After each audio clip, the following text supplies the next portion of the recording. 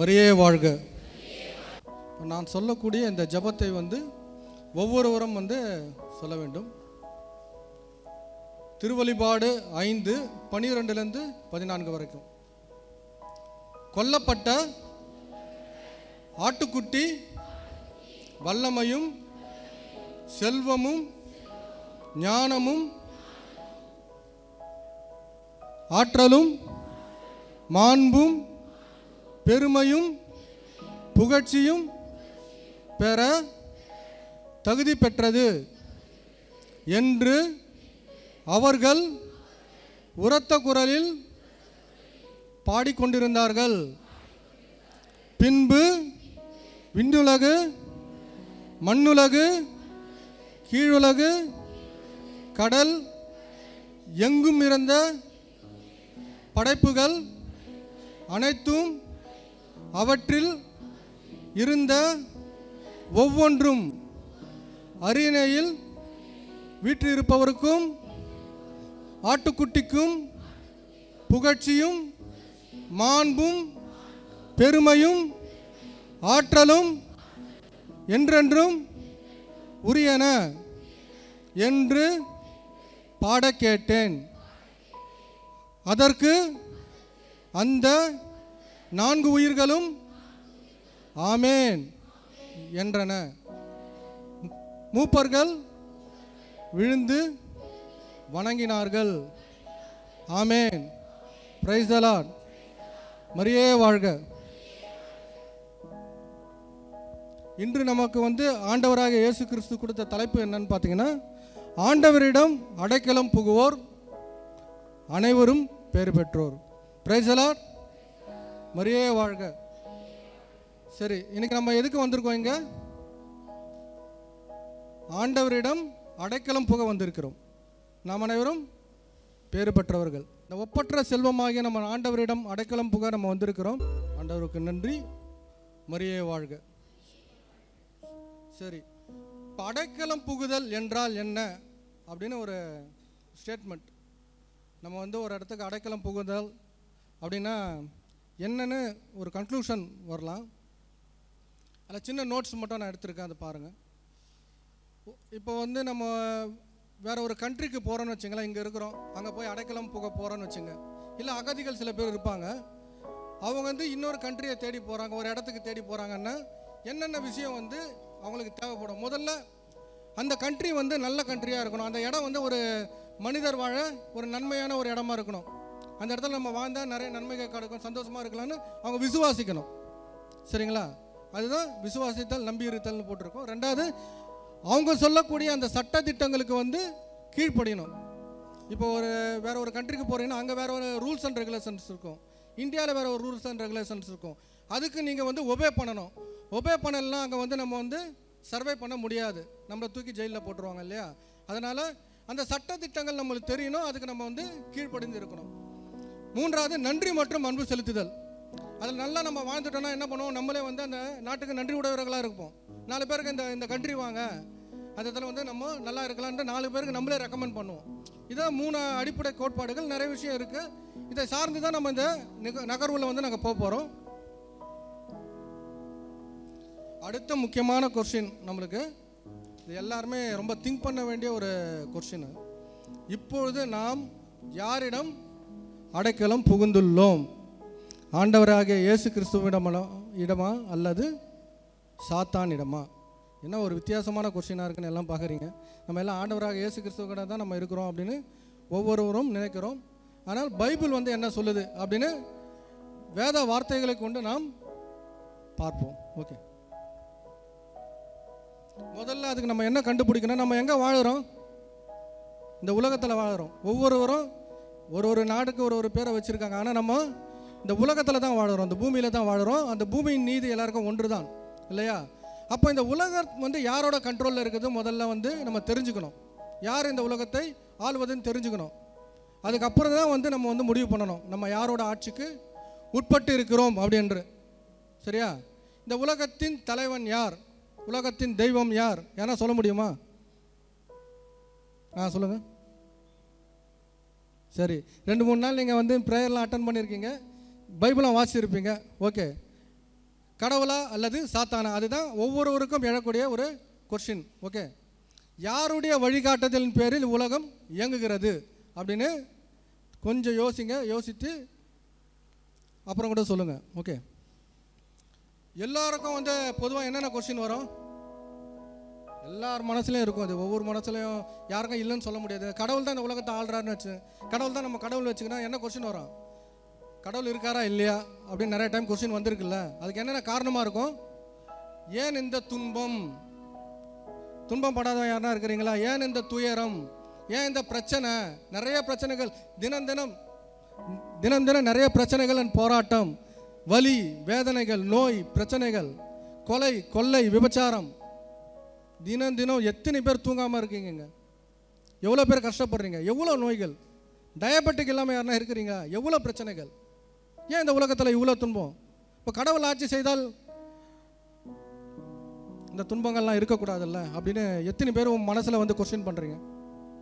கடைசியாக ஒரு கொஸ்டின் எல்லா மனசுலையும் வரும். என்ன கொஸ்டின் பார்த்தீங்கன்னா, இந்த உலகத்தில் கெட்டவங்க மட்டும் ரொம்ப நல்லா இருக்கிறாங்களே, நல்லவங்க மட்டும் கஷ்டப்பட்டே இருக்கிறோமே, அப்போ கடவுள் இருக்கியா இல்லையா? உனக்கு கண் இருக்கா இல்லையா அப்படின்னு எல்லாருமே கேட்டிருப்போம். இது பொதுவான கேள்வி. சரி, ஆனால் அது உண்மையல்ல. இவ்வுலகத்தில் பிறந்த அனைவரும் அவரவருக்கேற்ப போராட்டங்கள், பிரச்சனைகள், வலி, வேதனைகள், துன்பங்கள் இருந்து கொண்டு தான் இருக்கிறது. எவ்வளோ நியூஸ் பேப்பரை பார்க்குறீங்க, எவ்வளோ செய்தி, எல்லாருக்கும் பிரச்சனை, எல்லாருக்கும் நோய், எல்லாருக்கும் கஷ்டம். பார்க்குறதுக்கு ஃபினான்ஷியலாக சில பேர் வந்து உயர்ந்திருக்கிற மாதிரி உங்களுக்கு தெரியும், ஆனால் அவங்களுக்குள்ள பிரச்சனைகள் உங்களுக்கு தெரியாது. எல்லா மனிதர்களும் போராட்டத்தில், இந்த உலகத்தில் குழந்தையா பிறந்ததுலேருந்து அந்த குழந்தை வேதனை, வலி, போராட்டத்தில் தான் இருக்கிறது. ஏன் இந்த துயரம்? ஏன் இந்த துன்பம்? பார்ப்போம். இவ்வுலகத்தை ஆள்வது, இவ்வுலகத்தின் தலைவன், தெய்வம் என்று சொல்லப்படுகிற சாத்தானே. இந்த அம்மா சொன்னாங்க கரெக்டாக. எல்லாருக்கும் ஒரு ஷாக்காக இருக்கும். சில பேருக்கு புதுசாக இருக்கும், சில பேருக்கு இது தெரிஞ்சிருக்கும். ஏன் அப்படி? வேத வார்த்தையை கொண்டு நாம் பார்ப்போம். அதற்கு ஆதாரமான இறை வார்த்தைகள். இயேசு மறுமொழியாக, யோவான் 18:36, இயேசு மறுமொழியாக, எனது ஆட்சி இவ்வுலக ஆட்சி போன்றது அல்ல. பழைய பைபிளில் வெர்ஷனில் பார்த்தீங்கன்னா இந்த உலகத்தை சார்ந்தது அல்ல அப்படின்னு போட்டிருக்கோம். அது இவ்வுலக ஆட்சி போன்றதா இருந்திருந்தால் நான் யூதர்களிடம் காட்டி கொடுக்கப்படாதவாறு என் காவலர்கள் போராடி இருப்பார்கள். ஆனால் எனது ஆட்சி இந்த உலக ஆட்சி போன்றதல்ல, இந்த உலக ஆட்சியை சார்ந்ததல்ல அப்படின்னு போட்டிருக்கோம்.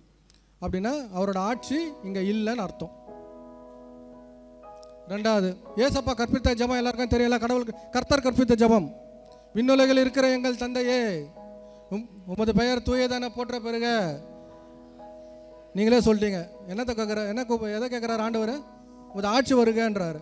அப்போ இங்கே அவரோட ஆட்சி இருக்கா? இல்லாத ஒரு விஷயத்தை தானே ஆண்டவர் கேட்குறாரு. உமது ஆட்சி வருக அப்படின்னு ஆண்டவர் கேட்குறாரு. அப்புறம் உங்களுடைய திருவுளம் விண்ணுலகில் நிறைவேறது போல மண்ணுலகிலும் நிறைவேறுக. அப்படின்னா என்ன அர்த்தம்? அவரோட திருவுளம் எங்கே நிறைவேறுதான்? விண்ணுலகத்தில் நிறைவேறுதான். நம்ம ரெக்வஸ்ட் பண்ணுறோம், ஆண்டவர்கிட்ட ப்ரேயர் பண்ணுறோம், ஆண்டவரே உமது ஆட்சி இங்கே வரணும், உங்களோட விருப்பம் இங்கே நிறைவேறணும் அப்படின்னு ப்ரேயரில் ஆண்டவர்கிட்ட நம்ம கேட்குறோம். சரியா? இதன் மூலம் கடவுள் உலக அளவில்லை என்று தெளிவாக நம்மளுக்கு புரிகிறது. இப்பொழுது இவ்வுலக ஆட்சி செய்வது சாத்தான் என்பதற்கு கீழ்கண்ட இறைவார்த்தைகள் மூலம் விளங்குகிறது. சரி, இதுக்கு என்ன ஆதாரம்? சரி, கடவுள் ஆள்லன்னு தெரியுது, இப்போ சாத்தான் தான் இந்த உலகத்தை ஆட்சி செய்கிறான், என்னங்க ப்ரூஃப் கேட்குறீங்களா? பின்பு அழகை அவரை அழைத்து சென்று, அது உங்களுக்கு சோதனைகள் தெரியும். ஆண்டவரை வந்து சாத்தான் சோதிச்சான் இல்லையா? அது 3வது சோதனையில் வந்து சாத்தான் என்ன பண்ணுறான் பாருங்க, உலகத்தின் அரசுகள் அனைத்தையும் ஒரு நொடி பொழுதில் அவருக்கு காட்டி, உலகத்தின் அரசுகள் மட்டும் கிடையாது, உலகத்தின் அனைத்து இன்பங்களும் காட்டுவான். நம்ம வந்து இப்போ ஆசைப்படுறோம் இல்லையா, எப்படிலாம் அச்சீவ் பண்ணோம், எப்படிலாம் வாழணும், எப்படிலாம் ஹாப்பியாக இருக்கணும், இதெல்லாம் உலகத்தில் மகிழ்ச்சின்னு சொல்லக்கூடிய அத்தனையும் ஆண்டவராக இயேசு கிறிஸ்துவிடம் காட்டி, நொடி பொழுதில் அவருக்கு காட்டி, அவரிடம் இவற்றின் மேல் முழு அதிகாரத்தையும் இவற்றின் மேன்மையும் உமக்கு கொடுப்பேன். யார் சொல்கிறது? யார்கிட்ட சொல்கிறது? ஆனால் அது படைத்தவர்னு அதுக்கு தெரியாது, ஏதோ தீர்க்க தரிசனம் நினச்சி பேசிகிட்டு இருக்கு. இவை யாவும் என்னிடம் ஒப்படைக்கப்பட்டிருக்கின்றன, நான் விரும்பியவருக்கு இவற்றை கொடுப்பேன். யாரு கொடுப்போமா? இப்போ டாப் பொசிஷனில் இருக்காங்க, அப்படி வாழ்கிறாங்க இவர் வாழ்கிறாங்கன்னு எத்தனை பேர் உங்கள் உள்ளத்தில் புகைச்சிட்டு இருப்பீங்க. இளைஞர்கள்லாம் நிறைய பேர் நான் அவனை மாதிரி ஆகணும், இவனை மாதிரி ஆகணும், அப்படி அச்சீவ் பண்ணணும். அப்படி அச்சீவ் பண்ணவங்களாம் யார் கொடுக்குறான் அந்த அதிகாரத்தை? ஏன்னா அவன் அச்சீவ் பண்ணவன் கடவுளை நம்பி பாவ வழியில் இல்லைன்னா கடவுள் கொடுத்தாரு. நீங்களே பார்ப்பீங்க, எவ்வளோ பெரிய ஆட்கள் எல்லாமே பாவத்தில் தான் இருக்கும்போது அவனுக்கு அந்த அதிகாரம் யாரால் கொடுக்கப்படுகிறது? சாத்தானால் கொடுக்கப்படுகிறது. அது என்ன சொல்லுது? நீ என்னை வணங்கினால் அனைத்தும் உம்முடையவை ஆகும். சாத்தானை வணங்கினா தருவானா? ஓகே, இது பைபிள் சொல்லுது. இந்த வார்த்தைக்கு அர்த்தம் என்னன்னு பாருங்க. உலகத்தின் மீதும் அதில் உள்ளவை மீதும் அன்பு செலுத்தாதீர்கள். அவ்வாறு அன்பு செலுத்துவோரிடம் தந்தையின் பால் அன்பு இராது. உலகத்தின் மீதும் அப்படின்னா உலகத்தின் போதனைகள் மீதும், உலகத்தின் பாவங்கள் மீதும், உலகத்தில் சொல்லக்கூடிய அந்த அச்சீவ்மெண்ட் அப்படின்னு சொல்லி உங்களை ஏமாற்றி வச்சிருக்கிறது மூலம் நீங்கள் அன்பு செலுத்தாதீங்க. கடவுளின் போதனைக்கு மேலே அன்பு செலுத்துங்க, இறை வார்த்தையின் மேலே அன்பு செலுத்துங்க, கடவுளின் கட்டளையை கடைபிடிங்க, அதில் நடங்க. இல்லை நீங்கள் உலகத்தின் மீது அன்பு செலுத்தினால் யாரோட அன்பு உங்களுக்கு இருக்காதா? பிதாவின் அன்பு இருக்காதா? இது நான் சொல்லலை, வேதம் சொல்கிறது. சரி, மனிதர்களின் கண்களை குருடாக்கிய சாத்தான். கண்ணுனா பிசிக்கலா சொல்லலை, மனக்கண்கள். சாத்தான் குருடாக்கி வச்சிருக்கான் அப்படின்னு வேதம் சொல்கிறது. அதை பார்ப்போம். முதல் வகை குருடர், 2 வகை குருடர்கள் இருக்கிறார்கள். அதில் முதல் வகை குருடர் அப்படின்னு பார்த்தீங்கன்னா பைபிள் வசனம் 2 கொரிந்தியர் 4:4 இவ்வுலகத்தின் தெய்வம்னே போட்டிருக்காங்க பாருங்க. நல்லா ஹைலைட் பண்ணி, பைபிளில் தான் இருக்கு, நல்லா பாருங்க. இவ்வுலகத்தின் தெய்வம் நம்பிக்கை கொண்டிராதோரின் அறிவு கண்களை குருடாக்கி விட்டது. மனக்கண்கள், அறிவு கண்களை யாரெல்லாம் இயேசு கிறிஸ்துவை கடவுள் ஏற்றுக்கொள்களையோ அவங்க எல்லாருமே குருடர்கள் என்று யார் சொல்கிறது? வேதம் சொல்கிறது. யார் குருடாக்குனாங்களாம்? உலகத்தின் தெய்வமா. இந்த உலகத்தின் தெய்வம் யார்? சாத்தான். எனவே அவர்கள் கடவுளின் சாயலாய் விளங்கும் இயேசு கிறிஸ்துவை மாட்சியை பொருந்திய நற்செய்தியை ஒளியை காண முடியவில்லை.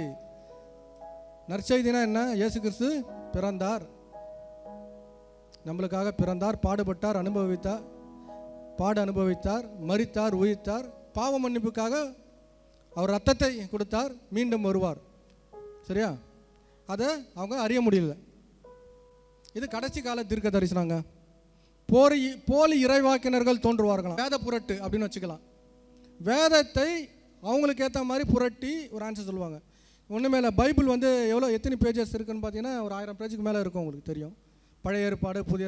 நீங்கள் ஒரு வார்த்தையை நீங்கள் எடுத்து பார்த்தீங்கன்னா ஒரு மீனிங் கொடுக்கும். எல்லாமே தூய ஆவியால் எழுதப்பட்டு. ஆனால் அவங்க என்ன பண்ணுவாங்க? அவங்களுக்கு சாதகமாக அவங்க வளரணும், அவங்க ஃபேமஸ் ஆகணும் அப்படின்னு சொல்லி அவங்களுக்கு ஏற்ற மாதிரி ஒரு தவறான போதனையை செலுத்தி பாவத்தில், முக்கியமாக அப்படி போனால் கூட பிரச்சனை இல்லை, மக்களை பாவத்தில் ஈடுபடுத்துவாங்க. அதுதான் ஃபால்ஸ் ப்ராஃபஸி. கடவுள் லாஸ்ட்டில் சொல்லியிருக்கக்கூடிய அந்த கடைசி கால இந்த போலி இறைவாக்கினர்கள். இதுதான் 2ஆம் வகை குருட்டுன்னு சொல்லுவாங்க. இது பாருங்க, மத்தேயு 24:24 ஆண்டவர் என்ன சொல்றாரு பாருங்க. ஏனெனில் போலி மெசியாக்களும் போலி இறைவாக்கினர்களும் தோன்றி. கடைசி காலத்தில் என்ன ஆகுமா? இது கடைசி காலத்தில் இருக்கும் பிரதர்ஸ் சிஸ்டர்ஸ். கடைசி காலத்தில் என்ன ஆகுமா? போலி இறைவாக்கினரும் போலி மெசியாக்களும் தோன்றி முடியுமானால் தேர்ந்து கொள்ளப்பட்டவர்களாம் யாருங்க? ஏன்னா சொல்ல முடியும். தேர்ந்து கொள்ளப்பட்டவர்களாம் யாரு? கிறிஸ்தவர்கள். முக்கியமாக அப்படி கடவுளால் ரட்சிக்கப்பட்ட கிறிஸ்தவர்களையே நெறி தவற செய்யும் பெரும் அடையாளங்களையும் அரும் செயல்களையும் செய்வார்கள். அற்புதம் எல்லாம் எதுக்கு போறோம்? அற்புத கூட்டமா? ஆசீர்வாத கூட்டம்.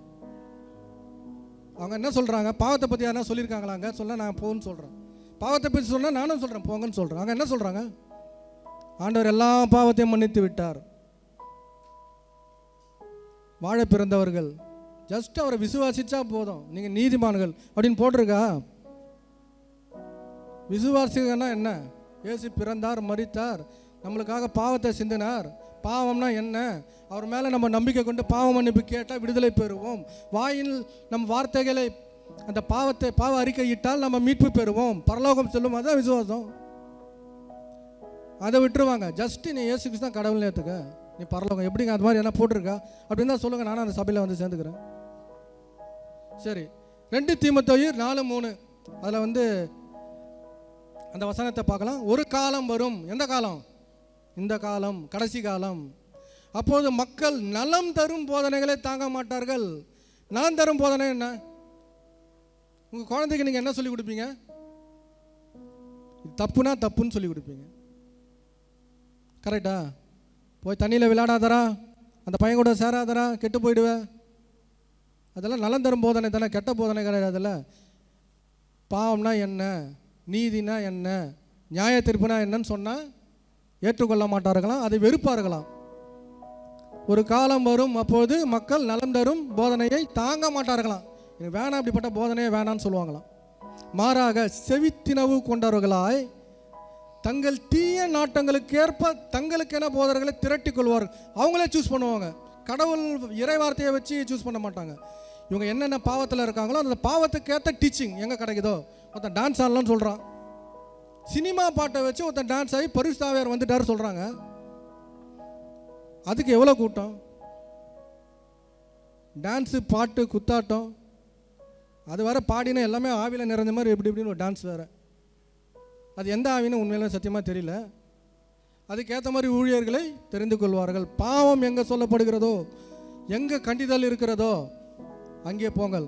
பரிசுத்த ஆவியார் ஒருவருக்கு வந்தால் என்ன சொல்லுவாராம்? பைபிள் படிச்சிருக்கீங்களா? என்ன சொல்ல முடியுமா? அவரோட டீச்சிங் தெரியுமா? போதனை சொல்லுங்கள். Very good. எதை பற்றி? பாவத்தை பற்றியும் நீதியை குறித்தும் நியாய தீர்ப்பை குறித்தும் கண்டித்து உணர்த்துவாராம். வா மகனே, நீ ஆசீர்வாதமாக இருப்பாய், எந்த பாவம் செஞ்சாலும் ஒன்றும் பிரச்சனை இல்லை அப்படின்னு சொல்லுவாரா? அப்படியே போட்டிருக்க வேதத்தில் கண்டித்து உணர்த்துவார். அதுதான் ரைட்டான டீச்சிங். பரிசுத்த ஆவியால் நிரம்பப்பட்ட மனிதன் கண்டித்தே உணர்த்துவான். ஏன்னா அந்த மனிதன் கிடையாது, கடவுளே உணர்த்துவார். ஆசீர்வாதம் ஆசீர்வாதம்ட்டு போவாதீங்க. உண்மையிலே ஆசீர்வாதம் இயேசு கிறிஸ்து நம் கூட இருக்கிறது தான். இவங்க தான் 2ஆம் வகை குருடர். சரி, சாத்தானின் குணங்கள் அப்படின்னு இருக்கு, கனிகள் அப்படின்னு சொல்லுவாங்க. அவர்கள் சாத்தானிடம் அடைக்கலம் புகுந்த மனிதர்களாகவே இருக்கிறார்கள். பரிசுத்தாவின் கனிகள்னு ஒன்று இருக்கு, சாத்தானின் கனிகள்னு ஒன்று இருக்கு. சாத்தானின் குணலட்சணங்களை பெற்ற மனிதர்கள் சாத்தானோட அவனோட செயலுக்கேற்ப நடக்கிறவர்களும் அவனோட அடைக்கலம் புகுந்த மனிதர்களாகவே இருக்கிறார்கள். இயேசு கிறிஸ்துவின் கனிகளை உடையவர்கள் இயேசு கிறிஸ்துவின் அடைக்கலம் புகுந்த மனிதர்களாக இருக்கிறாங்க. சரிங்களா? சாத்தானின் குணங்கள் பார்த்தீங்கன்னா, ஏன்னா உலக சார்ந்தவையான இந்த உடல் ஆசை, உலக சார்ந்த எல்லா ஆசையும் பார்த்தவனே ஆசைப்படுறது, அது என்ன சொல்லுவாங்களா, உடலின் இச்சைன்னு சொல்லுவாங்க. இதில் எல்லாமே கவர் ஆகும். நம்ம பார்த்தோன்னே ஒரு விஷயத்தை வந்து அட்ராக்ட் ஆகி அவங்க கூட என்ன சொல்கிறது, ஒரு விஷயத்தை அடையணும்னு நினைக்கிறது, தவறான உறவுகள், நம்ம மேன்மைக்காக செய்யக்கூடிய நிறைய பாவங்கள், உடலை சார்ந்த அனைத்து பாவங்களும் உடல் ஆசைன்னு சொல்லுவோம். இச்சை நிறைந்த பார்வை. இச்சை நிறைந்த பார்வைனா மோகத்தோடு ஒரு விஷயத்தை பார்க்கறது, அந்த விஷயத்தை அடையணும்னு நினைக்கிறது. இதெல்லாம் கடவுளுக்கு எதிரான கட்டளைகள் வச்சுக்கலாம். கட்டளைன்னா கனிகள். எப்படின்னா கடவுள் என்ன சொல்லியிருக்காருன்னா, இப்போ டீச்சிங்கில் பார்த்துருப்பீங்க லாஸ்ட் 2 டேஸாக, ஒரு பொருளையோ ஒரு பெண்ணையோ நாம் தப்பாக பார்த்துட்டா, ஒரு ஆணையை கூட வச்சுங்க, நம் இருதயத்திலே நாம் விபசாரம் செய்து விட்டோம் அப்படின்னு யார் சொல்கிறாரு? பரிசுத்தர் சொல்கிறாரு. சாத்தான் என்ன சொல்லுதுன்னா, இச்சையாக பாரு, அது ஒன்றும் தப்பு இல்லை, எந்த பாவம் பண்ணு, அது தப்பு இல்லை. யார் இல்லை இந்த உலகத்தில் யோகியம்? யார் செய்யலை? அப்படிலாம் ஒன்றுமே கிடையாது. நிறைய பேர் செய்யாமல் இருக்காங்க, கடவுளுக்கு பயந்த மக்கள் இருக்கிறாங்க. அவன் பொய்யின் தகப்பன். சரியா? பெருமை பற்றி நிறைய பேர், நம்ம எதுக்கு இந்த உலகத்தில் வாழறோம்? சாதிக்க பிறந்தவன். யாரெல்லாம் இங்கே சாதிக்க பிறந்தவர்கள் கை தூங்க. எதை சாதிக்க போறீங்க? பெருமை உள்ளவன். இப்போ நிறைய பாவத்தை வந்து நம்ம பாவின்னு ஏற்றுக்கிறோம், ஆனால் பெருமை உள்ளவனை தேவன் எதிர்க்கு நிற்கிறார் அப்படின்னு ஒரு வசனம் இருக்குது. நீங்கள் பைபிளை படிச்சு பாருங்க. பெருமை உள்ளவனுக்கு தேவன் எதிரியா? நீங்கள் சாதாரணமாக நம்மளை மாதிரி ஒருத்தர்கிட்ட எதிரியானா என்ன ஆகும்? அதுக்கே நமக்கு ரொம்ப பலம் வேணும். கடவுளுக்கு எதிரியானா நிற்க முடியுமா பக்கத்தில்? காலியாய். தாழ்மை உள்ளவர்களுக்கு கடவுள் உதவி செய்கிறார். தாட்சியால் தான் இந்த உலகத்தை வென்றார். ஒரு விஷயத்தை நீங்கள் அச்சீவ் பண்ணுறீங்கன்னா, ஆண்டவரே நன்றி ஆண்டவரேன்னு சொல்லுங்கள். உங்கள் மகன் வந்து ஒரு 500க்கு 480 மார்க் வாங்கிட்டு வந்தேன்னா, ஆண்டவருக்கு நன்றி சொல்லுப்பா, ஆண்டவர் இந்த அறிவை கொடுத்துருக்காருன்னு சொல்லுங்கள். எக்ஸாம் எழுத போகிறாங்க, திடீர்னு ஒரு வயிற்று வலி வந்தது, நல்லா ஃபர்ஸ்ட் ரேங்க் எடுக்கிற பையன், ஒரு இடத்துல தெரிஞ்ச பையன் தான். எக்ஸாம் எழுத உக்காரான், திடீர்னு ஸ்டொமக் பெயின், போகிறாங்க, எக்ஸாம் எழுத முடியல, ஃபெயில் ஆகிட்டான். அவன் வந்து ஸ்டேட் ஃபர்ஸ்ட் வரக்கூடிய அளவுக்கு மார்க் எடுக்கக்கூடிய ஒரு பையன். இப்போ நிறைய பேர் அச்சீவ் பண்ணுறாங்க. அவங்க எப்படின்னா, அவங்கள சார்ந்து இந்த உடல் உறுப்புகள்லாம் இயங்குதா, ஒரு வயிறு வலி வரலாம், கை கால் வலி, எந்த ஒரு பிரச்சனையும் அவங்களுக்கு வரலாம். அதனால் இந்த உலகத்தில் இருக்கக்கூடிய நம்ம அச்சீவ்மெண்ட்லாம் நம்மளால் நடக்கலைன்றதை புரிஞ்சுக்குங்க. நிறைய வீடியோ பார்த்துருக்கேன், ஓடுவாங்க, நல்லா ரன்னிங்கில் இருப்பாங்க, இந்த இன்டர்நேஷ்னல் லெவலில் அவங்க திடீர்னு மயக்கச்சி வந்துடும், இறந்துருவாங்க. அவங்க ஆர்கன்ஸ் அவங்கள காட்டு செயல்படுதா? ஒரு 15 மினிட்ஸ் நம்ம மூச்சு அடக்க முடியுமா யாராவது? ஒரு ½ அன் ஹவர் என் கிட்னியை வந்து வேலை செய்ய வைக்காமல் நான் நிறுத்த போகிறேன்னு சொல்ல முடியுமா? இல்லை ஃபாஸ்ட்டாக வேலை செய்ய வைக்க முடியுமா? நம்மளை கேட்டு இந்த கிட்னி ஏங்குதா? நான் வந்து டாக்டர் இருக்காங்களே, அந்த ஃபீல்டில் இருக்கேன். ஆக்சுவலாக டாக்டருக்கு வந்து மெடிசன்ஸ் ப்ரொமோட் பண்ணுற ஒரு ஜாபில் இருக்கேன். அதில் வந்து ஒரு இன்ஸ்டியூட்டில் போட்டிருப்பாங்க, வி ட்ரீட் காட் ஹீல்ஸ் அப்படின்னு போட்டிருப்பாங்க. நாங்கள் ட்ரீட்மெண்ட் மட்டும் தான் கொடுக்குறோம், கடவுள் தான் சுகமாக்குறாரு அப்படின்னு போட்டிருப்பாங்க. அது ஒரு கிறிஸ்துவ இன்ஸ்டியூட். நான் டாக்டர்கிட்ட போய் கேட்டேன், ஏன் இப்படி போட்டிருக்கீங்க, நீங்கள் தானே ட்ரீட்மெண்ட் கொடுக்குறீங்க, நீங்கள் தானே சுகப்படுத்துறீங்க அப்படின்னு சொல்கிறாங்க. இல்லை தம்பி, உங்களுக்கு விஷயம் தெரியல, நாங்கள் ஒரு மெடிசனை கொடுத்தா அந்த மெடிசனுக்கு அந்த பாடி ரெஸ்பாண்ட் பண்ணணும், அப்போ தான் அது சரியாகும். பாடி ரெஸ்பாண்ட் பண்ணலன்னா அது பேர் டெட்டு. பல நோய்களுக்கு என்ன காரணம் என்னன்னா, பாடி ரெஸ்பாண்ட் பண்ணலை. ஒரு நம்மளுக்கு கிழிச்சிச்சுன்னா தானாகவே க்ரோத் ஆகும். ஸ்பீடாக ஹீல் ஆகிறதுக்கு ஒரு மருந்து போட்டால் அந்த மருந்து ரெஸ்பாண்ட் பண்ணணும். மருந்து மட்டும் இல்லை, அந்த பாடி ரெஸ்பாண்ட் பண்ணணும். அப்படி ரெஸ்பாண்ட் பண்ணலன்னா அந்த நோய் சரியாகாது. எத்தனை பேருக்கு எவ்வளோ நோய் சரியாகலை. அதனால தான் அவர் சொல்கிறாரு, வி ட்ரீட் காட் ஹீல்ஸ், கடவுள் தான்ப்பா சரியாக்குறாருன்னு சொன்னார்.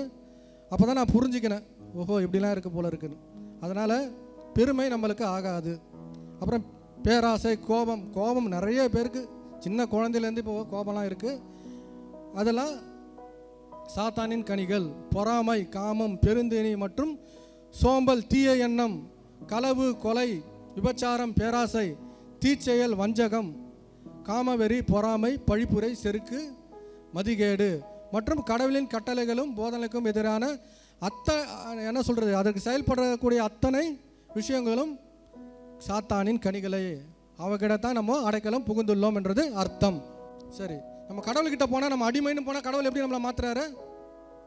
பசங்களாக மாற்றுறாரு, பிள்ளைகளாக மாற்றுறாரு. ஆனால் சாத்தான் கிட்ட போனால் அவன் அடிமையாக வச்சுக்கிறான். எல்லாம் தரன்னு கூப்பிடுவான், எல்லா பாவமும் பண்ண வைப்பான், அவனுக்கு கடைசியாக அடிமையாக மாற்றிடுவான். அதற்கு இயேசு இறைவார்த்தை என்னன்னு பார்க்கலாம், யோவான் 8:34. அதற்கு இயேசு, பாவம் செய்யும் எவரும் பாவத்திற்கு அடிமை. அப்படின்னா என்ன அர்த்தம்னா, சாத்தானுக்கு அடிமைன்னு அர்த்தம். சாத்தானுக்கு இன்னொரு பேர் பாவி, பாவம் செய்பவன், பாவத்தை தூண்டுபவன். சரியா? சரி, இதில் யார் யாரெல்லாம் பாவம் செய்யலை கையை தூக்குங்க. பரிசுத்தமாக நீ தான் பாவம் செய்யலையா? பார்த்துறேன், என் கண்கள் பாக்கியம் உள்ளது. வேற யார் பாவம் செய்யாதவங்க? ஓகே. ஆனால் இறைவார்த்தை என்ன சொல்லுது பாருங்க, 1 யோவான் 1:8 வந்து, பாவம் நம்மிடம் இல்லை என்போமானால் நம்மை நாமே ஏமாற்றிக் கொள்கிறோம், உண்மை நம்மிடம் இராது. பாவி, நான் பாவமே செய்யலை, ஏன் பிரதர் சும்மா போய் சொல்கிறீங்க, நாங்கள் எப்போ பாவம் செஞ்சால் நிறைய பேருக்கு இருக்கலாம், கையை தூக்க வந்து கூச்சப்பட்டுன்னு கூட நீங்கள் இருக்கலாம். ஆனால் அப்படிலாம் இல்லை. பைபிள் என்ன சொல்லுது, எல்லாமே பிறக்கும் போதே தாயின் கருவிலே நான் பாவம் செய்த அப்படின்னு தாவீது சொல்கிறாரு. பிறக்கும் போதே பாவத்தோடு தான் பிறகுறோம். அப்புறம் சின்ன சின்ன சாத்தான் சொல்லிக்கூடிய விஷயங்களை கற்றுக்கொள்கிறோம். அது மட்டும் இல்லாமல் நம்ம இருதயத்திலே பாவம் நிறைந்து காணப்படுகிறது. பாவம் செய்யாதவர்கள் 2 பேர் தான், ஒன்று இயேசு கிறிஸ்து, இன்னொன்று அன்னை மரியாள். சரியா? இந்த சாத்தானின் குணமாகிய அவனின் தீய கனிகளை, பாவத்தை வெளிப்படுத்தும் ஒவ்வொருவருமே அவனிடம் அடைக்கலம் புகுந்துள்ளவர்களாகவே, அடிமைகளாகவே நாம் இருக்கிறோம் அப்படின்னு நான் சொல்லலை, வேதம் சொல்கிறது. இப்போ நாம் யாருக்கிட்ட அடைக்கலம் புகுந்துள்ளோம்? இல்லை, இப்போ ஆண்டவர் தெளிவு கொடுத்துட்டார், இனிமேல் ஆண்டவர்கிட்ட வந்துடுவோம். இயேசு கிறிஸ்து போதனை, அவர் என்ன பண்ணுறாரு, மறைநூலை புரிந்து கொள்ளுமாறு அவர்களுடைய மனக்கண்களை திறந்தாராம். நம்மளாம் என்ன நினச்சின்னு இருக்கோம், பிசிக்கலாக ஆண்டவர் எல்லாரையும் குணமாக்கினார். வேதத்தை புரிஞ்சுங்க தயவு செய்து, எல்லாமே தூய ஆவியால் எழுதப்பட்டிருக்கிறது. அவர் வந்து சுகமாக்குறார், கண்களை திறந்தாருன்னா பிசிக்கல் மட்டும் இல்லை, மனக்கண்களை திறக்கிறாருன்னு அர்த்தம்.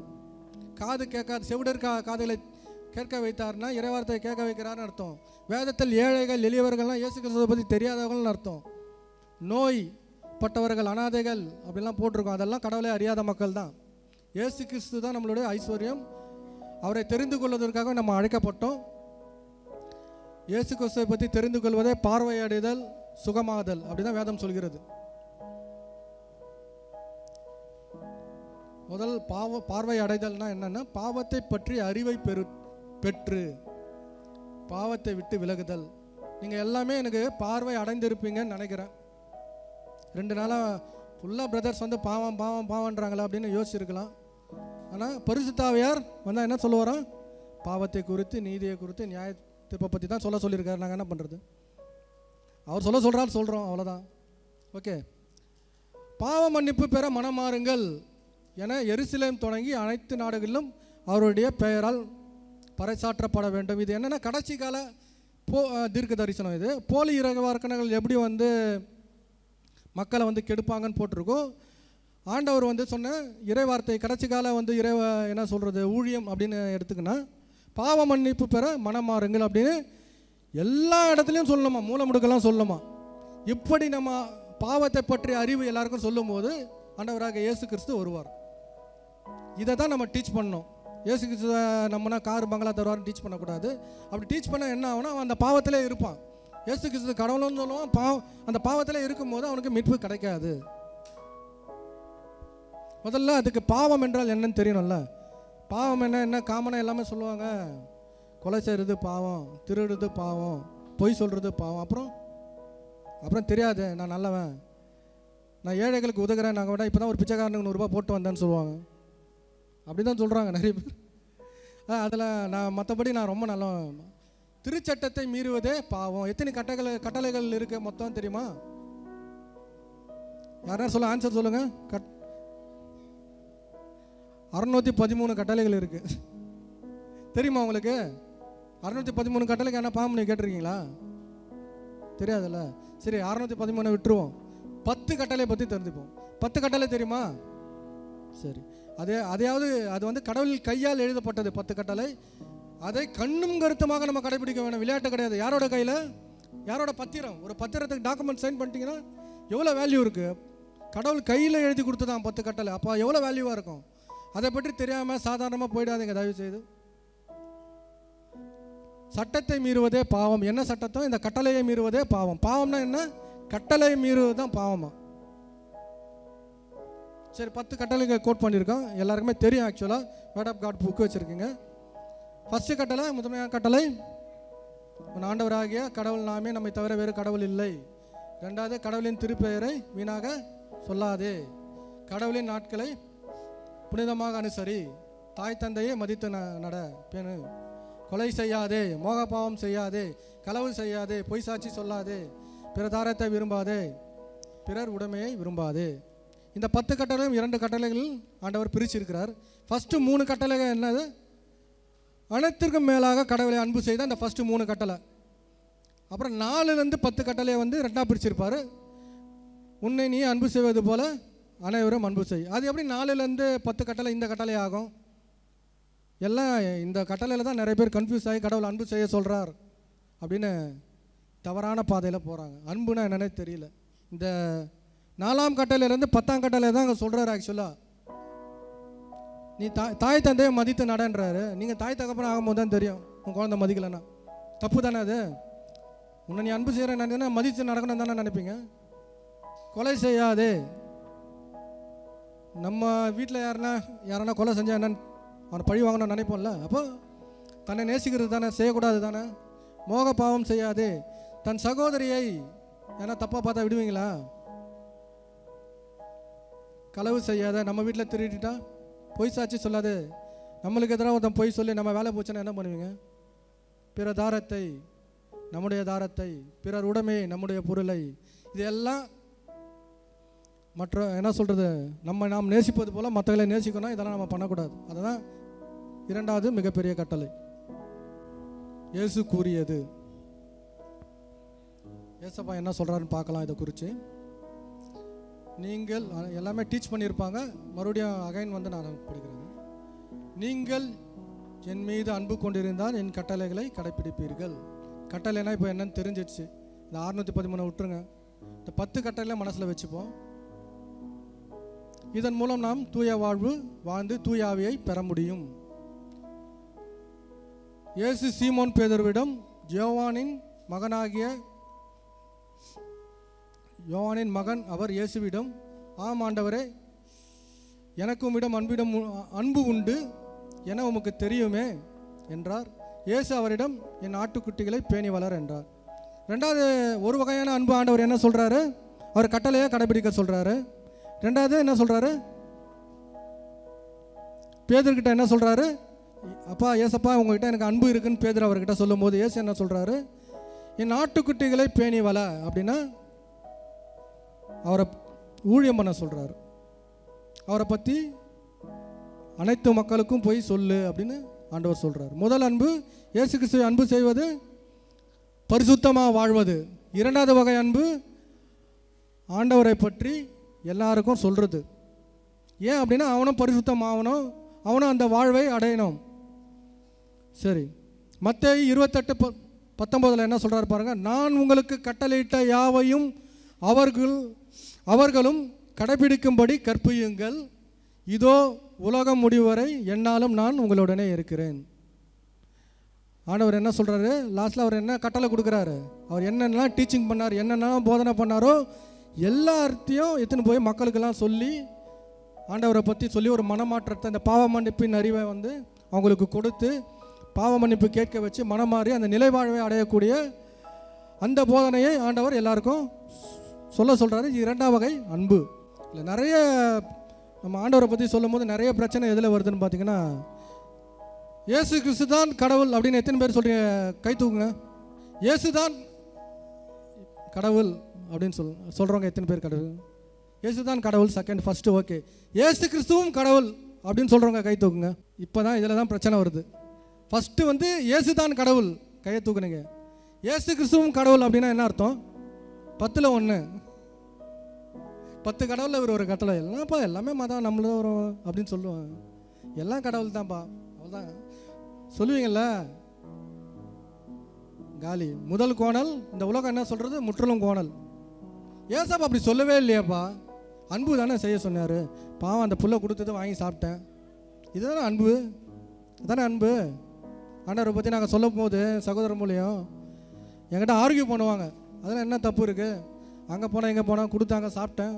படைச்சதை சாப்பிட்டா என்ன சொல்ல சொன்னார்? பைபிள் எதனா எடுத்து காட்டுங்க எனக்கு. அவங்க மனதில் கஷ்டப்படக்கூடாதுன்னு அந்த பாவம் செய்யும் மகனே அப்படின்னு சொல்லியிருக்காரா? சொல்லலாம் கொடுங்க. அது மாதிரி சொல்லியிருந்தா சொல்லுங்கள், நாங்களும் ஃபாலோ பண்ணுறோம். இயேசு வாயிலேருந்து வருத்தக்கூடிய ஒரு வார்த்தையை உங்களுக்கு சொல்கிறேன். நிலைவாழ்வை அடைவதற்கு என்ன பண்ண வேண்டும்னு ஒருத்தர் கேட்பார். ஆண்டவர் சொல்லுவார், இஸ்ரவேலே கேள், நம் ஆண்டவராகிய கடவுள் ஒருவரே ஆண்டவர். Price the Lord. மரியே வாழ்க. என்ன சொல்றாரு? இயேசு கிறிஸ்து அன்பானவர் தானே, நிலைவாழ்வை நம்மளை அடையணும் தானே கொண்டு வந்திருக்காரு. என்ன ஏசப்பா இப்படி பேசுறாரு? எவ்வளோ பேர் இருக்காங்க உலகத்தில் அப்படிலாம் ஆண்டவர் சொல்லலை. ஏன்னா நிலைவாழ்வுக்காக போனோம் அப்படின்னா நிலைவாழ்வை யாரை வச்சுருக்காங்களோ அவங்ககிட்ட தான் போகணும். அவரோட கமெண்ட்மெண்ட்ஸை நம்ம ஃபாலோ பண்ணி தான் ஆகணும், வேறு ஆப்ஷன் இல்லை. அதனால் இயேசு கிறிஸ்து கட்டளையை கடைபிடிக்கும். முதன்மையான கட்டளை எது? நம்மளுக்கு 50% நீங்கள் பாஸு. 100க்கு 35 தான் பாஸ் தானே, 50 அதை விட அதிகமான மதிப்பெண் தானே. ஆனால் இதுக்கு ஒரு 50 மார்க் கிடைக்கும் ஃபஸ்ட்டு கமெண்ட்மெண்ட் நீங்கள் பாஸ் ஆகிட்டீங்கன்னா. ஏன் அப்படின்னு கேட்டிங்கன்னா, இருங்க இதை ஃபுல்லாக படிச்சிடுறேன். ரெண்டாவது, உன் முழு இதயத்தோடும் முழு உள்ளத்தோடும் முழு மனதோடும் முழு ஆற்றலோடும் உன் ஆண்டவராகிய கடவுளிடம் அன்பு கூறுவாயாக. இது ரெண்டும் சேர்ந்து தான் முதல் கட்டளை. இரண்டாவது, உன் மீது அன்பு கூறுவது போல் உனக்கு அடுத்து இருப்பவர் மீதும் அன்பு கூறுவாயாக. இது நம்ம பார்த்தோம், 2 கட்டளையாக பிரிச்சார் இல்லையா, அது ரெண்டாவது கட்டளை. இது இப்போ ஃபஸ்ட்டு கட்டளை இயேசு கிறிஸ்து. இயேசு கிறிஸ்து நல்ல கனிகளை உடையவர். கனிகள்லாம் என்ன தெரியுமா? பரிசுத்தாவின் கனிகள். பரிசுத்தாவின் கனிகள் யாருக்குன்னா தெரியுமா? என்ன சொல்ல முடியுமா? அன்பு, சந்தோஷம், சமாதானம், சாந்த குணம், நற்செயல், இச்சை அடக்கம். அது மாதிரி கடவுளின் கேரக்டர்ஸ் இருக்குது, பண்புகள் இருக்குது. அதுதான் பரிசுத்தாவின் கனிகள் சொல்லுவாங்க. அந்த கனிகள் யாருக்கிட்ட இருக்கா? இயேசு கிறிஸ்து கிட்ட மாதாமா கிட்ட இருக்குது. சில பேர் மாதாமா சொல்கிறாங்க, 2 பேரும் என்ன கேட்டால் ஒன்று தான். வாழ்வின் மரம் அன்னை மரியாள், அதில் இருக்கக்கூடிய கனி இயேசு கிறிஸ்து. பிதாவோட ஃபர்ஸ்ட் ப்ராஃபஸி என்னன்னு தெரியுமா? உனக்கும் பெண்ணுக்கும், உன்வித்துக்கும் அவளத்துக்கும் பகையை உண்டாக்கும். ஏன் அங்கே மாதாமா கொண்டு வராரு? 2 பேரும் தான் வந்தாகணும் மீட்புக்கு, ஒருத்தர் வர முடியாது. எப்படி ஆதாம் ஏவாள் 2 பேரும் உலகத்தில் ஸ்டார்டிங்கில் 2 பேராக படைத்தாரோ, மீட்புக்கு 2 பேரை தான் அனுப்புவார். 2 பேராக போய் ஊழியம் பண்ணுன்னு சொல்லியிருக்காரா? அது மறைபொருள் இதுதான், 2 பேராக தான் போகணும். வாழ்வின் மரம், வாழ்வின் கனி. ஆண்டவர் என்ன சொல்ல, நானே வானிலிருந்து இறங்கி வந்த மெய்யான உணவு. மெய்யான உணவு அவர் அப்படின்னா, இந்த மெய்யான உணவை ப்ரொடியூஸ் பண்ண மரமும். அதை பற்றி நீங்களே திங்க் பண்ணிங்க. ரைட்டா? ஓகே, சரி. இந்த ஃபஸ்ட்டு கமெண்ட்மெண்ட்டு பேசிகிட்டே இருக்கிறாங்களே, ஏன் அதோட வேல்யூ என்னன்னா, நீங்கள் பழைய ஏற்பாடில் யாரும் படிக்கலைன்னு அர்த்தம். புதிய ஏற்பாடில் கொஞ்சம் கொஞ்சம் வாசிச்சதுனால அன்புன்னு பேசிகிட்டு இருக்கீங்க. உண்மையான அன்புன்றது, நான் மற்றவங்களை கடவுளை அறியாத மனிதர்களை எதிர்க்க சொல்லலை, அவங்களே அன்பு செய்ய தான் சொல்லியிருக்கிறோம். ஏன்னா ஏசப்பா என்ன சொல்கிறாரு? 12 சீடர்களை உருவாக்குறாரா? உலகம் ஃபுல்லாக போய், இந்தியாவில் போய் ஒரு 10 லட்சம் கோடி நீ எடுத்துக்கோ, அங்கே போய் ஒரு 5 லட்சம் கோடி சம்பாரி அப்படின்னு சொன்னாரா? என்ன சொன்னார்? நற்செய்தியை தான் பரப்ப சொன்னார். அதுதான் அன்பு இல்லையா? அதன் மூலம் அவங்க நிலைவாழ்வு அடையணும். அதுதான் கடவுளோட உண்மையான அன்பு. அதுக்கு தான் கடவுள் என்ன பண்ணார்? கடைசி சொட்டு ரத்த வரையும் சிந்தினார். இந்த பூமி அவருக்கு எவ்வளோ பெருசு இருக்கும்னு நினைக்கிறீங்க? ஒரு தூசு அளவு இருக்குமா? இந்த தூசு அளவு இருக்கிறதுக்கு போராட்டத்துக்காக வந்தார். நம்மளுக்கு தான் இது பெரிய விஷயம், அவருக்கு ஒன்றுமே கிடையாது. கண்ணுக்கு தெரியாத ஒரு தூசி அளவுக்கு இருக்கிற தூசை அடையணும் அப்படின்னு 12 சீடர்களை ஏற்படுத்தினாரா? அதுக்காக கடவுளை பரலோகத்திலேருந்து இறங்கி வந்து அடிமை ரூபம் எடுத்தார். நம்மளாம் அடிமை ரூபம் எடுத்தாராம். எவ்வளோ அசிங்கம், எவ்வளோ போராட்டம், எவ்வளோ பிரச்சனை. கடவுள் சிலுவையில் சொங்கும் போது மனித உறவே அவருக்கு இல்லையா? எசாயா 53 எடுத்து படிச்சு பாருங்க. நாம் பார்க்கக்கூடிய ரூபம் அவருக்கு இல்லாதிருந்தது. ஒரு ஆக்சிடென்ட் ஒன்று ஆயிடுச்சு, அந்த பெர்சனை போய் நீங்கள் பார்க்குறீங்க அப்படின்னு வச்சுங்களேன், பார்க்குறதுக்கு மனுஷ மாதிரிலாம் இருப்பான்ல, கொஞ்சமாவது தெரியும்ல. ஆனால் இயேசு கிறிஸ்து மனுஷ ரூபமே இல்லையா? அந்த எலும்பில் கொஞ்சம் சதை தொங்கிட்டு இருந்தது தான் பிரியமானவர்களே. ஒவ்வொருவரும் நினைத்து பாருங்க, எதுக்கு அந்த போராட்டம், பிரச்சனை, அந்த வலி, வேதனை எதுக்கு அவர் சுமக்கணும்? இயேசு கிறிஸ்து பூங்காவனத்தில் ரத்த வேர்வை வேர்த்தார். தெரியும்ல? ரத்த வேர்வை எப்படிங்க? யாருக்குன்னா வேர்த்திருக்கா? யாருன்னா ரத்த வேர்வை வேர்த்தங்க கை தூங்குங்க. ரத்த வேர்வை நம்ம யாருக்குமே வேர்க்கல இல்லை. சயின்ஸ் என்ன சொல்லுது, டாக்டர்ஸ் என்ன சொல்கிறாங்கன்னு பார்த்தீங்கன்னா, ரத்த நாளங்கள் உடம்பில் ரொம்ப ஹை ப்ரெஷர் ஆகும்போது வெடிக்குமா? வெடிக்கும் போது அது வியர்வையோட கலக்குமா? சரிங்களா? ஹை ப்ரெஷரில் கடவுள் போயிருக்கார். துண்டு துண்டாக கிழிக்கப்பட வேண்டும், இந்த மக்களுக்காக துண்டு துண்டாக கிழிக்கப்பட வேண்டும் அப்படின்னு இயேசு கிறிஸ்து விரும்பி இருக்கிறார். அவர் பிதா கிட்ட என்ன ப்ரேயர் பண்ணாரு? முடிந்தால் இந்த துன்பக்கட்டும் என்னை விட்டு அகல வேண்டும். இல்லை, நீங்கள் பழைய இப்போ வெர்சன் எடுத்து படிச்சோம்னா கடந்து போகட்டும்னு சொல்லுவார். கடந்து போகட்டும்னா என்ன? கொஞ்சம் ஸ்பீடாக போட்டாண்டவரை, சீக்கிரம் அதை முடிங்க அப்படின்னு கேட்பார்.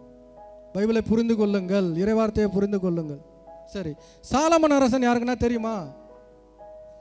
கேள்விப்பட்டிருக்கீங்களா? சாலமன் கிங் ஆஃப் விஸ்டம் அப்படின்னு கூட சொல்லலாம். அவரை பயங்கரமான ஞானம் அவருக்கு. யாரோட பையன் சாலமன்?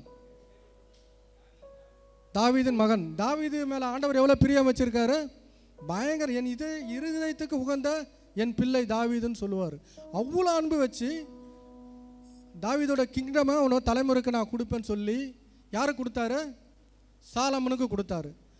தாவீதை கூட அவர் சர்ச்சை கட்ட வைக்கல, சாலமனை வச்சு கட்ட வச்சார். சாலமன் கிட்ட கடவுள் காட்சி அளித்து கேட்கும்போது சாலமன் என்ன கேட்டார்? ஞானத்தை கேட்டார். எதுக்கு ஞானத்தை கேட்டார்? அந்த மக்களை அவ்வளோ மக்கள் இருக்காங்க, தீர்ப்பிட முடியல. சரிங்களா? அதனால எனக்கு ஞானம் வேணும் ஆண்டவரேன்னு கேட்கும்போது ஆண்டவர் ரொம்ப இம்ப்ரெஸ் ஆகிட்டார். இப்படி ஒரு மகனா, இது எப்படி வந்தேன்னா அவங்க அப்பா மூலியம் தான் ஒரு ஞானம் கிடச்சிருக்கோன்னு நினைக்கிறேன். ஞானத்தை கேட்குறான், எவ்வளோ கேட்டிருக்கலாம் அப்படின்னு சொல்லி, உனக்கு ஞானம் மட்டும் இல்லை எல்லாமே உனக்கு தரேன் அப்படின்னு சொல்லி ஆண்டவர் கொடுத்தாரு. அவரை மாதிரி இதுவரையும் வாழ்ந்தவரே இல்லைன்னு தான் பைபிள் சொல்லுது. அவரை மாதிரி பணக்காரர்கள் இருந்ததே கிடையாதான். அவரை மாதிரி துணியான ட்ரெஸ் பண்ணவங்க இல்லவே இல்லையா அது வரைக்கும். அவ்வளோ பெரிய கோடீஸ்வரன், அந்த வைடூரியங்கள்லாம் நிறைந்த ட்ரெஸ்லாம் அவர் போட்டிருக்காரு. அவ்வளோ பெரிய ஞானவான் எப்படி விழுந்தார் தெரியுமா? 2 விஷயத்தில் விழுந்தார். ஏன்னா சொல்ல முடியுமா? ஒன்று, பெண்களை நிறைய மேரேஜ் பண்ணார். அதில் கடவுளை அறியாத பெண்களை மேரேஜ் பண்ணார். ஆண்டவர் 2 முறை காட்சி கொடுப்பார். வேண்டாம் மகனே, நீ வந்து அவங்கள மேரேஜ் பண்ணுற, அவங்க கடவுளை வணங்க சொல்லிட்டா நான் அவங்ககிட்ட இருக்க மாட்டேன் அப்படின்னு சொல்லுவார். அவர் கேட்கல. நம்ம தான் ரொம்ப ஞானி ஆகிட்டார்ல, அவர் ஞானி நினச்சிட்டாரு. அதுக்கப்புறம் நான் ஏன் வணங்க போகிறேன், அதெல்லாம் வணங்க மாட்டேன்னாரு. ஆனால் அங்கே இருக்கிற பெண்கள் கன்வின்ஸ் பண்ணிட்டே இருக்காங்க, நீ வணங்கலாம் வேண்டாம், ஜஸ்ட்டு ஒரு இது நீ வா போதும் அப்படின்னு சொல்கிறாங்க. போகிறாரு. அப்புறம் நிற்கும் போது, நீ ஒன்றுமே பண்ண வேணாம், இந்த பூவை மட்டும் எடுத்து அந்த சிலைக்கு போட்டுரு அப்படின்னு சொல்கிறாங்க. இவர் போட்டா என்ன, நீ மனசில் வச்சுக்காத, நீ மனசில் வந்து அதை கடவுள் நினைக்காத அப்படின்னு சொல்லி கன்வின்ஸ் பண்ணுறாங்க போல். கடைசியாக என்ன பண்ணுறாரு, ஆராதனை செலுத்தி விடுகிறார். ஆண்டவர் என்ன சொல்கிறாரு, வேற்று தெய்வங்களை பின்பற்ற வேண்டாம் என்று ஆண்டவர் அவருக்கு கட்டளையிட்டிருந்தும் அக்கட்டளையை அவர் கடைபிடிக்கவில்லை. ஆகையால் ஆண்டவர் சாலமோனை நோக்கி, ஆண்டவர் என்ன சொல்றார் பாருங்க, நான் உன்னோடு செய்த உடன்படிக்கையையும் நான் உனக்கு விதித்த நியமங்களையும் மீறி நீ இவ்வாறு நடந்து கொண்டதால் உன் அரசை உன்னிலிருந்து பறித்து அதை உன் பணியாளனுக்கு கொடுப்பேன். அப்படின்னா என்ன அர்த்தம்? இப்போது எனக்கு வந்தீங்கன்னா, அரசு என்பது பரலோகத்தின் ராஜ்யம், பரலோகத்தின் ராஜ்யம் என்பது பரிசுத்த ஆவியார். இப்போ யாருக்கு வந்திருக்கு? நம்மளை மாதிரி ஏழை எளியவர்களுக்கு, புறஜாதியினருக்கு கொடுத்துருக்கிறார் கடவுள். ஆண்டவர் நன்றி சொல்லுவாமா? ஆண்டவருக்கு கோடான கோடி நன்றி. இதை கண்ணும் கருத்துமாக பார்த்து நம்ம ஆண்டவரை பற்றி கொள்ள வேண்டும். இது தூய ஆவியின் கனிகள். கனிகள்லாம் ஒன்றும் இல்லை, கடவுளின் குணங்கள். லாஸ்ட் டைம் நம்ம கேட்டோம் இல்லையா, அந்த கொஸ்டின் தான். அன்பு, மகிழ்ச்சி, அமைதி, பொறுமை, பரிவு, நன்னயம், நம்பிக்கை, கனிவு, தன்னடக்கம். அது வந்து இச்சை அடக்கம் சொல்லுவாங்க. சரி, தூயாவின் போதனையை பார்த்துட்டோம் ஆல்ரெடி. கண்கள் சார்ந்த இச்சை, சரீரத்தின் இச்சை, ஜீவனத்தின் பெருமை. அது மூணுத்தையும் கடவுள் கண்டித்து உணர்த்துவார் தான் போட்டிருக்கு. சரிங்களா?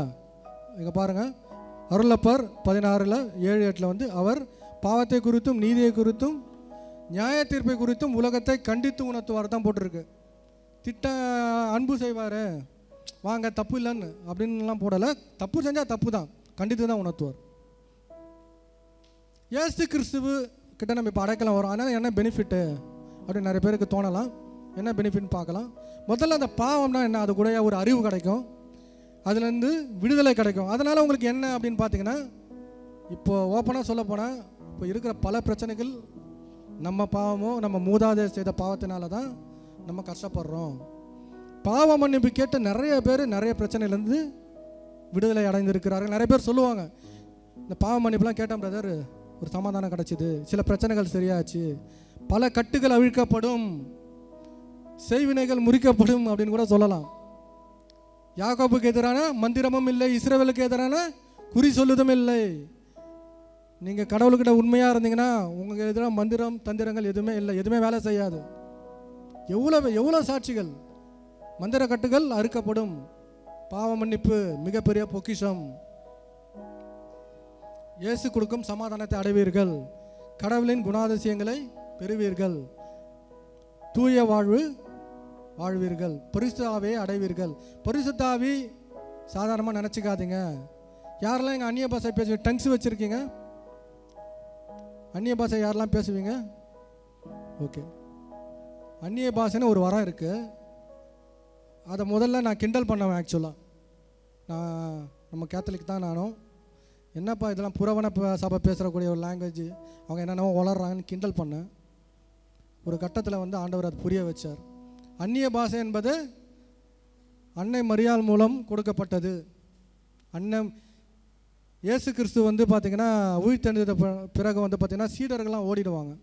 ஓடி பயந்து நடுங்கிட்டு இருப்பாங்க, அவங்கவுங்க வேலையை செய்வாங்க. அப்போது அம்மா கூப்பிட்டு வந்து அன்னை மரியாள் கூப்பிட்டு வந்து மாடியில் எல்லாம் வாங்க ப்ரேயர் பண்ணலான்னு சொல்லி ப்ரேயர் பண்ணும்போது தான் அந்த பரிசுத்த ஆவியார் பிளவுண்ட நாம நம்ம நாக்கில் வந்து உட்காருவார். அதனால் இது வந்து மற்ற சபைக்குள்ளதே இல்லை, நம்மளுக்குரியது. கடவுள் எப்படி சொல்கிறதுன்னா, வானதூதர்கள் பேசும் லாங்குவேஜ்னு தான் பைபிளில் போட்டிருக்கு. இப்போது ஆண்டவர் ஒன்று சொல்லியிருக்கார், மனிதனோட நன்மையும் தீமையும் எதனால் வரும் என சொல்ல முடியுமா? மனிதர் பேசும் நன்மையும் தீமையும் அவருக்கு எதனால் வரும் அப்படின்னு வேதத்தில் போட்டிருக்கு. வாயின் வார்த்தைகளால். நம்ம வாயின் வார்த்தை எப்படி இருக்கு? காலையில் நல்லா பேசுகிறோம், மதியானம் கெட்டது பேசுகிறோம், ஈவினிங்கு புறம் பேசுகிறோம், நாளைக்கு நைட்டு நியாயம் தீர்த்துட்டு படுக்கிறோம். கரெக்டா? அப்போ எப்படி கடவுள் வருவார்?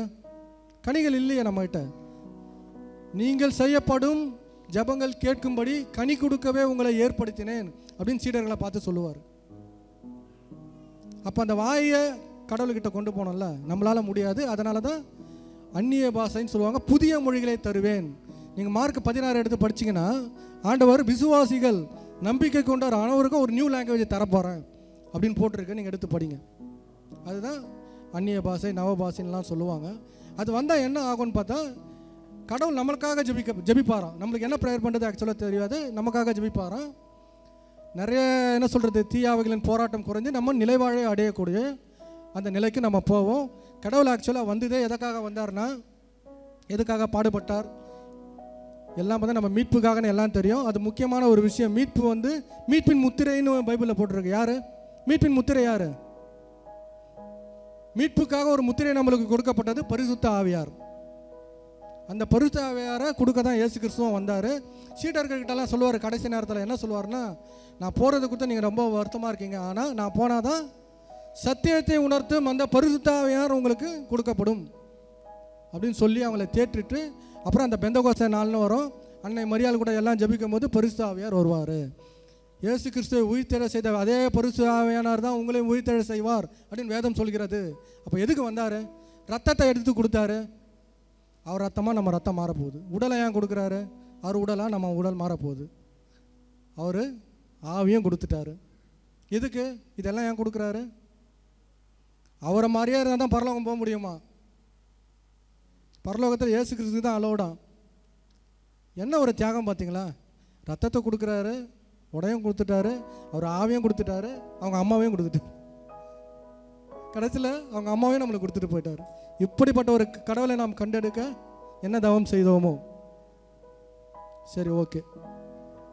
லாஸ்ட்டாக கடவுள் சொல்கிறாரு, நான் உங்களுக்கு கட்டளையிட்ட யாவையும் அவர்களும் கடைபிடிக்கும்படி கற்பியுங்கள். இதோ உலகம் முடியும் வரை என்னாலும் நான் உங்களோட இருக்கிறேன். இதை ஒவ்வொருவரும் செய்வோமா? ஒவ்வொருத்தருக்கும் இது ஒரு கிறிஸ்தவர்களின் கடமை. பரிசுத்தமாக வாழ்வதும் இறைவார்த்தையை அறிவிற்பதும். ஓகே, ஒரு சின்ன ஜபம் பண்ணலாம். எழுந்து நில்லுங்க. அப்பா இயேசு கிறிஸ்துவே, உனக்கு பிரியமானதை நாங்கள் செய்ய எங்களுக்கு போதித்துறோம் ஆண்டவரே. நீ போதிக்கிறீர் ஆண்டவரே. எங்கள் கடம் பிடித்து ஆண்டவரை நடத்தும் என் தேவனே.